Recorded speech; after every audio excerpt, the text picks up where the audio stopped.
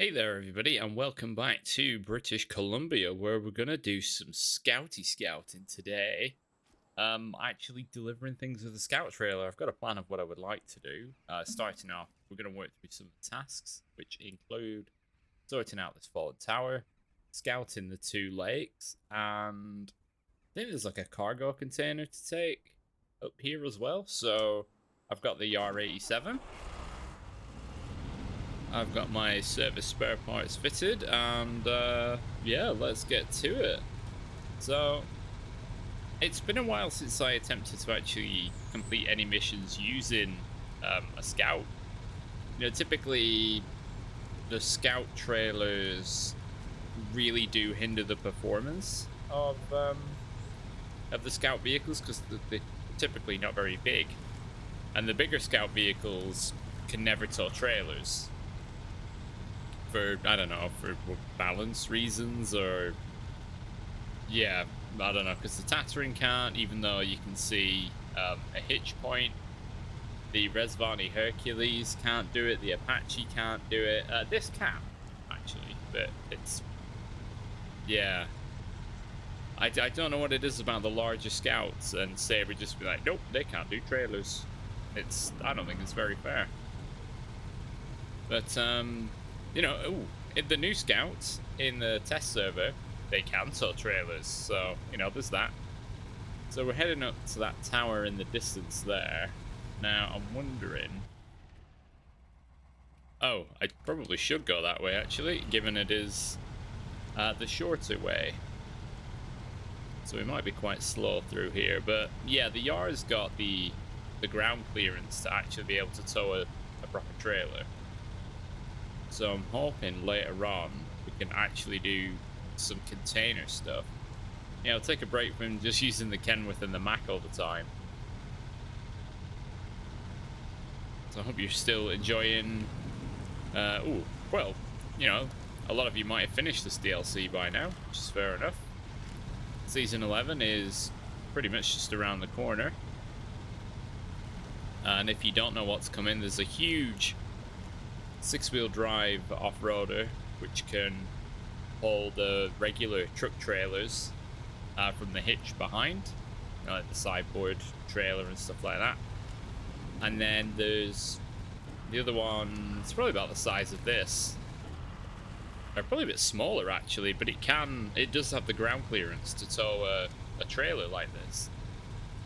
And if they keep them in there are new scout trailers available, including one that's sort of a small version of the maintenance frame. So it's got a bit of fuel and some repair parts, and I think one that is just repair parts. So, you know, you got a bit of variety. Considering we haven't really had much in terms of new additions for scout trailers, apart from the radar trailer. Oops. I think that's it. There's been like the special cargo, the special trailers, which are one-offs, but you know you can't just use them. And here we go. I think this is one of my favorite scouts in the game. So it's available from level 10. It's super cheap, and it's just really good. You can have a roof rack with extra supplies on it, some repair parts and fuel. It's 6-wheel drive. Diff lock is always on, so you can slam it into high gear, and you've got a nice variety of tire options.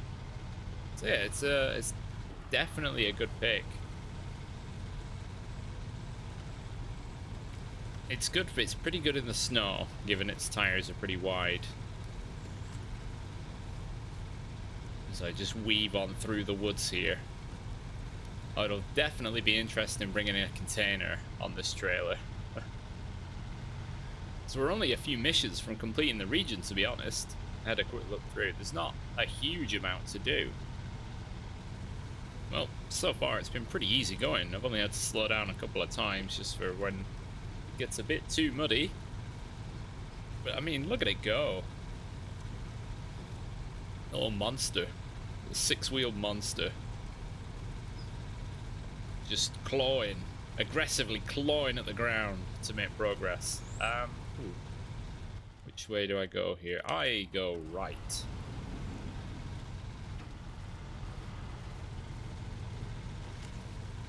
So I've got the equivalent of the highway gear. Was it the freeway gearbox? And this the high revs. It just kind of suits it.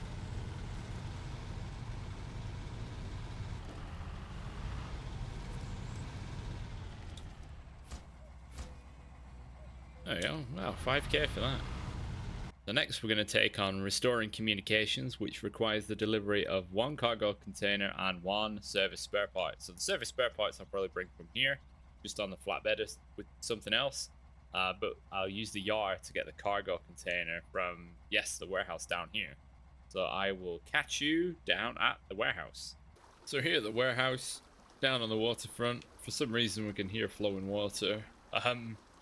So I went to set up a truck for the service spare parts, but the storage area by the garage is not showing anything of those parts being available for either the Ford. I tried the Mac as well. It's not a limited cargo source, so I don't know what's going on there, but we've got the yard and I've got a container. Now containers aren't that light. Standard cargo container is 3 ton. Now this is only a Scout, so yeah, I'm not sure how this is gonna go. I'm just gonna double check my area. I think what's the best way? Keep going ahead, then at the bend turn left, and then we'll wind our way up.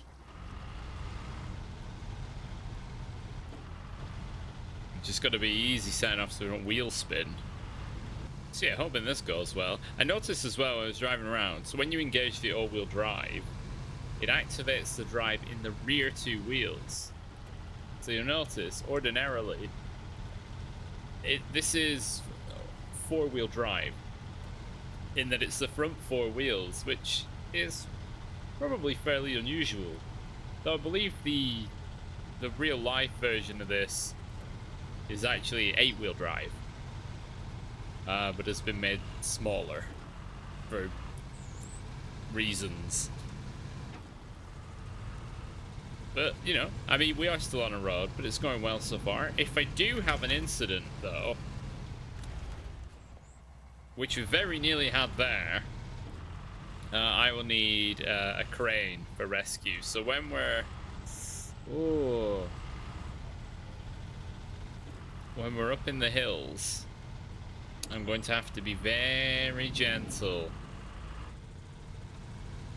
Kind of wishing that on the Ford that has the spare service parts that I had a crane on there, just in case, because that'll be coming up here anyway.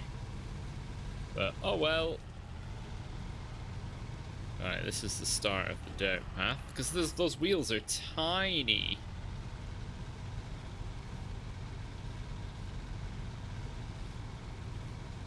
And to have, yeah, a 3-ton container just bouncing around on them. And there are a lot of rocks. So I'm just gonna have to go really careful, because we know what things are like for bouncing in Snowrunner.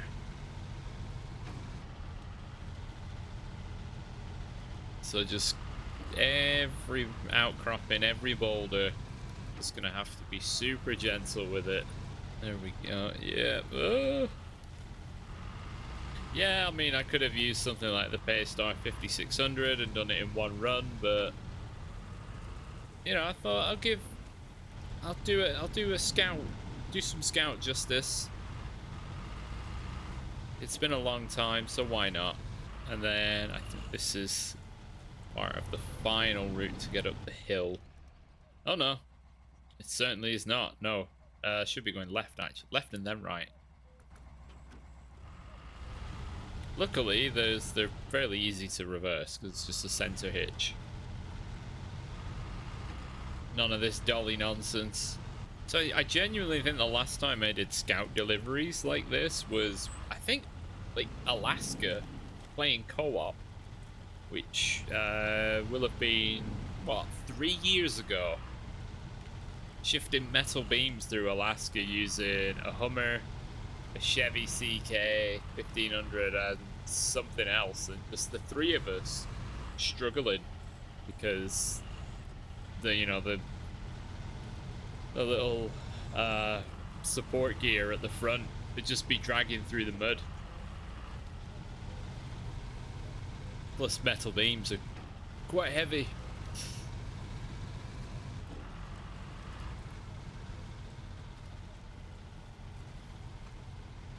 I mean, this is doing a solid job.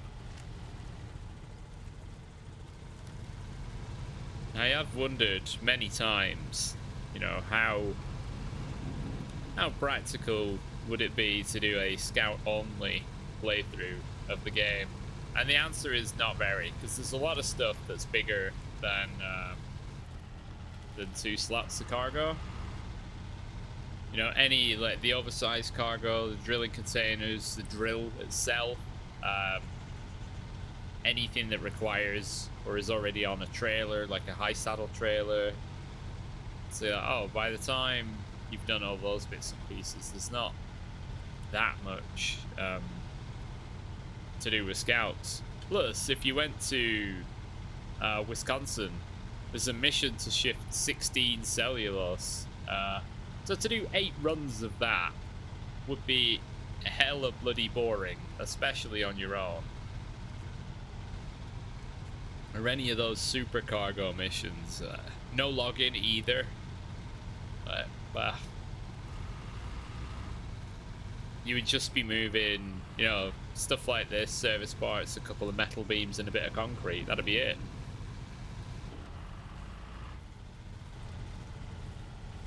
We're nearly up there now. And then we'll fly up in the 750 after this. No doubt that'll be a lot more bouncy and I'll probably fall over. So what I'm going to do next is kind of combine 2 missions together. So there's one to investigate 2 bodies of water and another mission to transport a fuel trailer. I'm going to do pretty much both at the same time where possible. Let's just crest this little bit of mud here. But yeah, like I said, this is doing a stellar job. There's the watchtower. We're nearly home free. Let's go gently over these outcroppings. Oh, here we go. Mud time. Low gear. I mean, you can feasibly run the Snowrunner gearbox in this, just so you can get access to low plus. Which, I wouldn't blame you if you're not looking for the speed, the faster side of things, if general terrain is just a bit more like this, say in like Russia.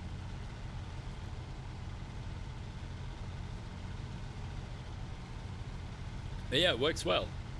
A bit more mud. Wait. Oh, I've missed the turn. Yep. That's classic.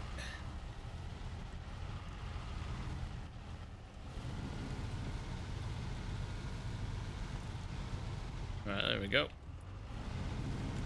Oh look, some more rocks.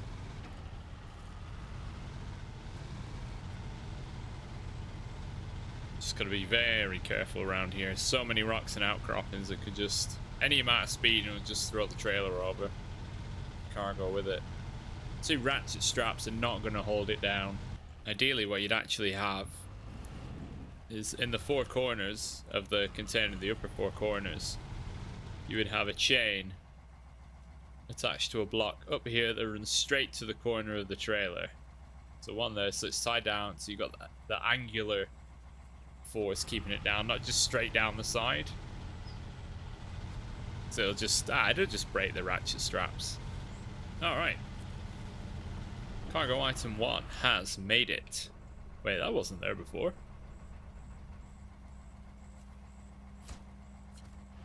Alright, so we'll shimmy this bad boy out of the way, and then we'll jump in the Ford. Alright, so we've reached the off-roading segment with the Ford.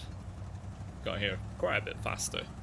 And it's really not often that I use this for cargo, but seeing as, I only need 1 item, this or something like the Actaeon is ideal rather than using, I was going to say rather than using a big truck, but the Ford F750 is pretty big. I mean, there's a broken down TranStar, and we're about the same size as it. So yeah, this is. I know a lot of people have commented on my videos that this is essentially it should be in like the heavy duty class rather than the scout class. I mean, it's enormous. That is, yes, because it's probably about the same size as a Kodiak. It can do a lot less, but it can, well, apart from being mobile garage, it's pretty good at that. But yeah, given that we're huffing around less weight overall, like cargo wise, yeah, it's well, it's pretty much cakewalk really for now until I botch it up, which you know, could happen at any moment. In the means of either going the wrong way or hitting a rock too quickly. I'm already concerned that I'm going the wrong way. Have I missed it?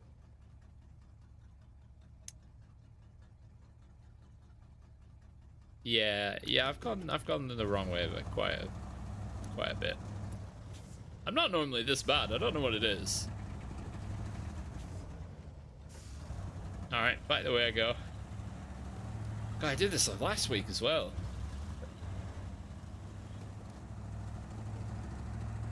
Maybe I'm just getting worse. It's always when you know, I was approaching, I could see the tower in the distance thinking, I'm sure I've got to turn left at some point. But it's left and then right, not right and then right again. Alright, so this is, no, we're still going left. Ooh. This is where we turn right. Yeah, look, see, there's my tire marks from earlier.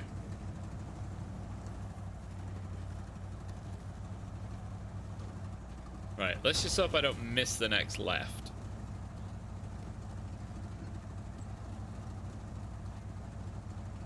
Here it comes. And remembered, yes. Right, oh, this bit, yeah, bit more rocky. So am I being more cautious? No, for whatever reason. Sorry, the amount of bouncing around has just killed my momentum. Alright, we're pretty much there. So restoring communications is donezo. For 8,000. That's pretty generous. Wait, where did that fan body come from? Why didn't we deliver a trailer then? If that's what they wanted. That would have made more sense. If they were going to put that asset there. Right, next on the list, I think, is water probe. So you've got North Lake and South Lake. But you have to hit North Lake first. We've cleared the path, so yeah, it's going to be pretty easy going. So I am going to continue with the Yar. So we've got a worker and weave our way down. Out of the bushwork. So I think it's just, yeah, drive to the spot, and then, oh. I don't know, it was almost suggesting there was a route down there then. But I think what I'm going to do, rather than follow the road, is when I get down here, I think I want to go straight on is where I want to go, actually. So go right a bit, and then I'm just going to try and go through the trees. Because the eye's not too big. He's pretty good at squeeze. Oh, wow, okay. Yep, low gear it is. This should be fine. Maybe not that way, though.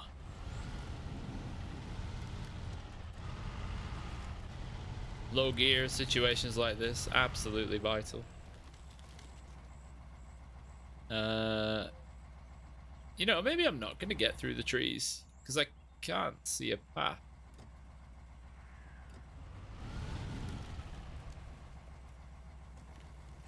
Can I squeeze it through there?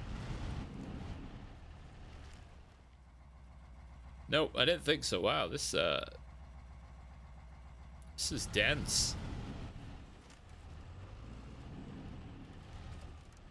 Right, let's try and reverse out of here.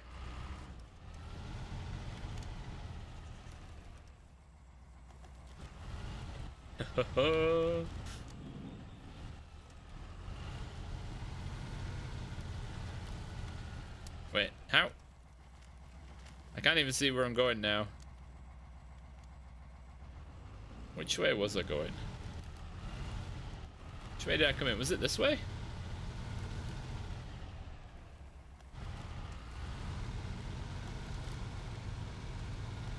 Oh, what a save. Alright, I guess I'm not going through the trees.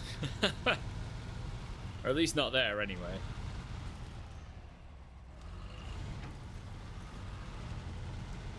Well, on the other side, we were able to get out pretty easily. Well, that ruined my plan. Well, I could get down here. This looks like it might be easier. Geronimo!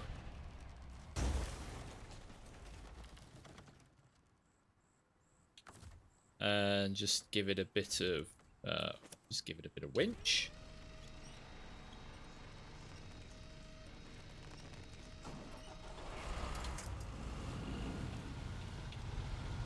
There we go. That only took, I don't know, like a minute. So I definitely, well, given the driving route, I definitely saved time. And only caused a little bit of damage. So you know, it's a win in my book.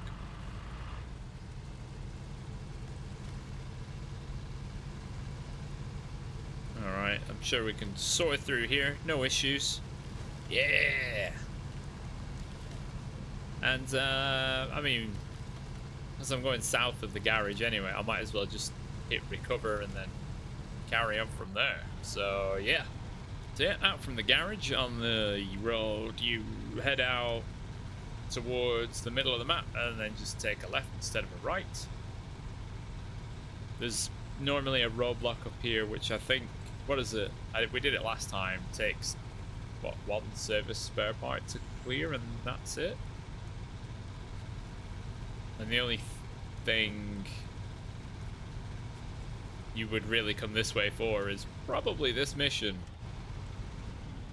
Because you wouldn't come this way to go to the port because both roads need clearing anyway. So if you're going to do one, you might as well do the other. And this track is not exactly suited to larger vehicles.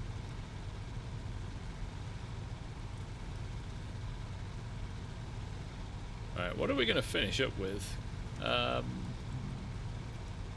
know there are some of those curtain-sided trailers, so they're both going to the same place, so I might as well just do both at once. I might do that. Yeah, we'll do that. We'll wrap up with that. This is going to be a very easy, straightforward drive, to be honest. Just to decide what truck to do it with. And there we have it. There's water probe. Nice and easy. 5,000 for something very, very straightforward. Okay, so you might be wondering why the black screen. Well, let's see if you can guess the truck by the horn. 3, 2, 1. And revealing in 3, 2, 1. If you guess P16, you are our lucky winner. And you win at knowing Snowrunner truck horns. So well done, you. So sorry. So yeah, we've got a road train going. We're doing special order for we were. Is the P16 doing P16 things again? Where yeah. Okay, let's. No.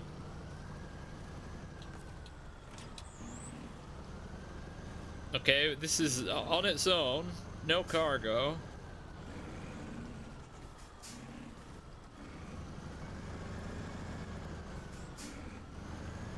What a... Oh, there we go. Why do I do this to myself? That's essentially a puddle. A damn puddle. Oh, this bodes well for later on in the journey, doesn't it? Right, so these trailers are pretty heavy each.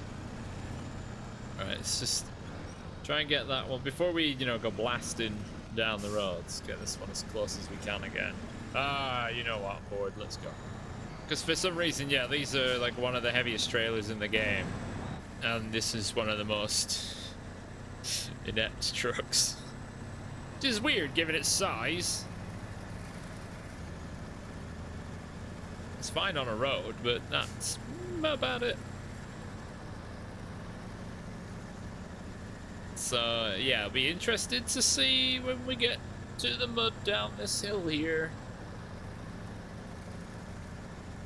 I thought this would be quite straightforward. It should be. It really should be.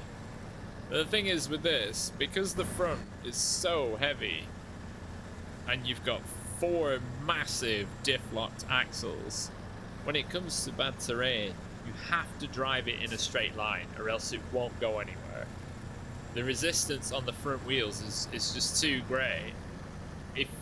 If you've ever driven, say like a car with a welded or, you know, locked rear diff, you'll know how hard it is to actually drive forward when turning the wheels, because the drive wheels will refuse, you know, because they have to turn at the same rate. So you just get immediate resistance. So you really have to drive this in a straight line as much as possible. So normally, you know, I'd be wiggle steering like mad, but I can only do a small amount, or else I'm just going to get massive resistance. How about a bit more? Okay, we'll leave the first trailer. We'll catch it in a second. Does that relieve us enough? Am I gonna need the winch? No, no, just changing gear like 50,000 times will do it. I mean, it is actually quite a bad spot, but I don't know. It's not like this is a big, heavy, powerful truck or anything. With some of the best tires in the game for traction.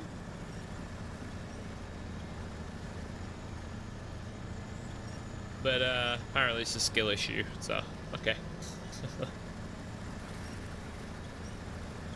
Right, come on, there's only one more bit of mud and it's flat, so shouldn't have much problem. What are we at? Yeah, like A minus, probably B plus at this point, given the extra trailer.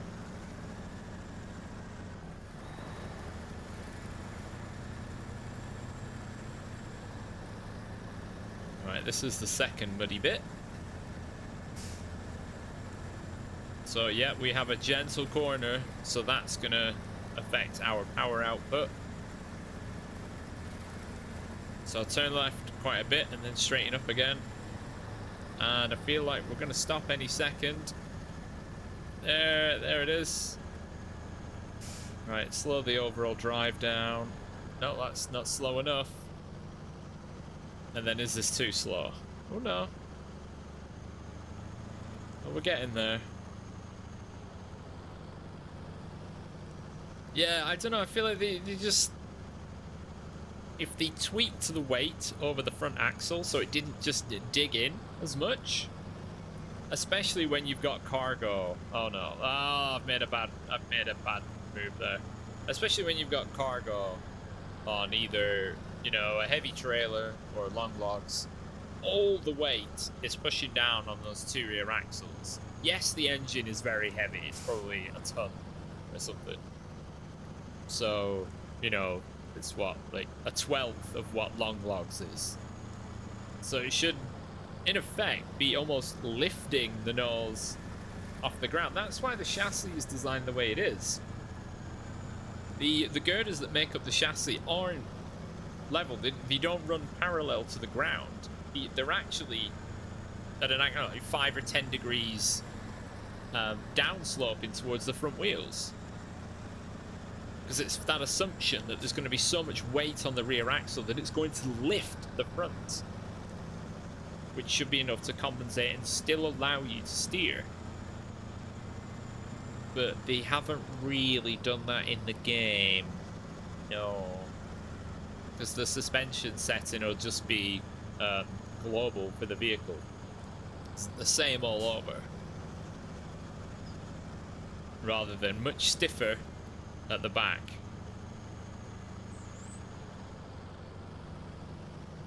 Oh, we're digging down. This front bumper probably doesn't help either. Maybe I should take that off.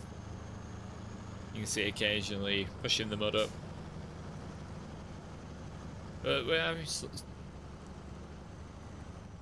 we stopped very suddenly, which I'm assuming has something to do with that tree branch.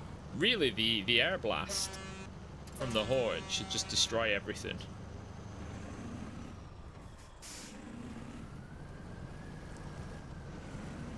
What am I stuck on then? I'm stuck on something.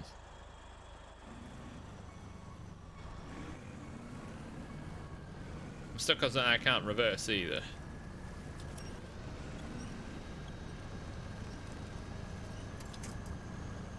No, or I just can't go forward. I think that's the actual problem. Yeah, there we go. There was a rise. So that's what it was. Right. Hook that back in.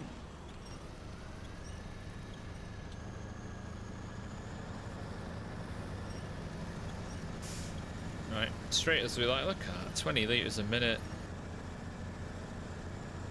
Come on, you can do it. Second gear. High revs, high gear. Come on. Look at those wheels spin.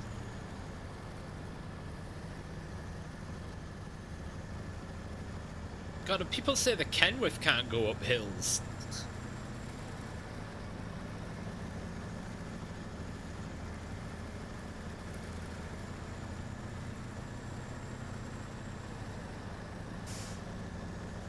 Come on, Colop? No. Oh my god, no, don't sully the Colop's name. Oh, P16. You should be more than this. You should be better. You've got that horn, but for some reason, you're super weak compared to your IRL counterpart. It is big sad. Oh, here's another slightly muddy bit. Will we get through in one go? We will. Rejoice. Yes, I think these genuinely just both go to the same spot. So I almost wonder why they didn't just have, you know, like a semi-trailer equivalent to this. I mean, it'd save on wheels so much. You know, you go from... on the trailers alone, I'm at 32 bloody wheels. It's ridiculous.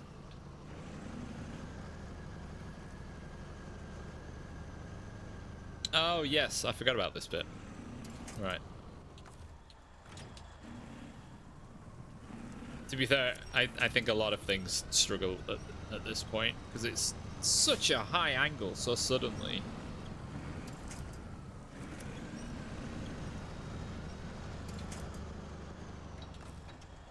Alright, so we'll winch trailer 1 across.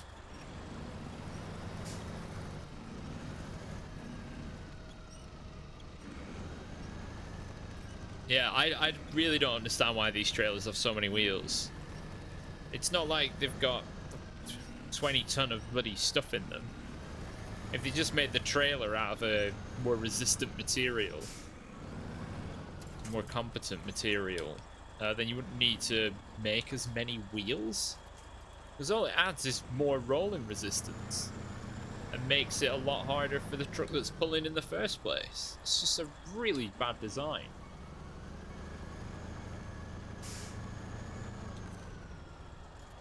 Why can I not?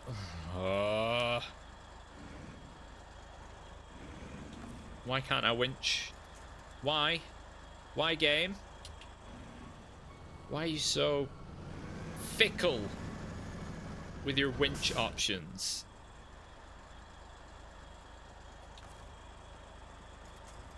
Baffling. Truly. I'm not going to be able to get out of here.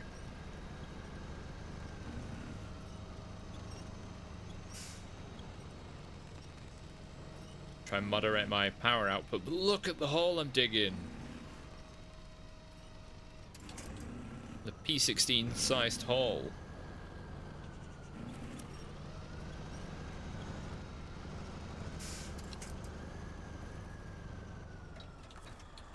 What? This ground design is it's terrible.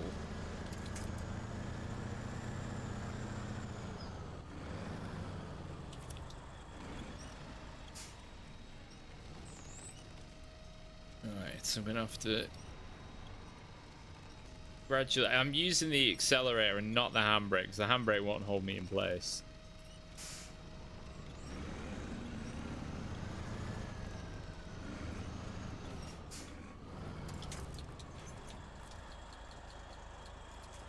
Oh, you've got to be kidding me. It's close enough.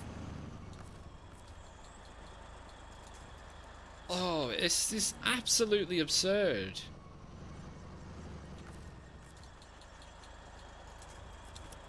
I need 2 steps forward, 1 step back.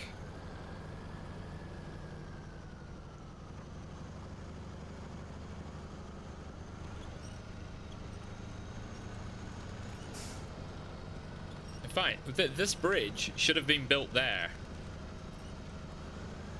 Considering I actually crossed this gap, if you remember, with the Ford F-170.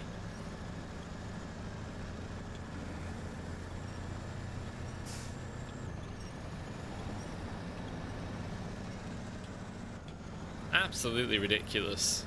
The fact that even if that bogs down and sinks, it can't apparently find the bottom, given the sheer weight of the damn thing. Anyways, we're here. We've made it. Ranty over. It's because these trailers are stupid. Uncle Fisher. Watch it tell me that the other trailer has to actually go somewhere else. They've not really put this box in a great place, have they?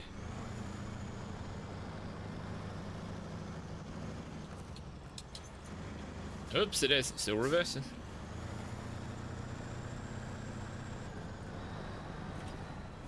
There we go. There's another 8,000 buckaroos. What did that actually do?